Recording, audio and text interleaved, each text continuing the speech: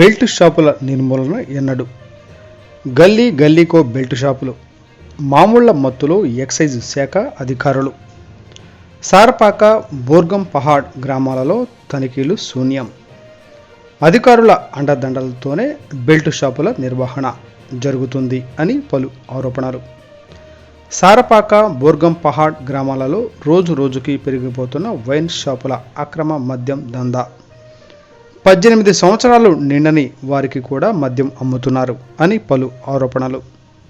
ముఖ్యంగా సారపాక గ్రామంలో ఉన్న 2 వైన్ షాపుల నుండి సుమారు 200 బెల్ట్ షాపులకు విచ్చలవిడిగా మద్యం సరఫరా చేస్తున్న వైనం.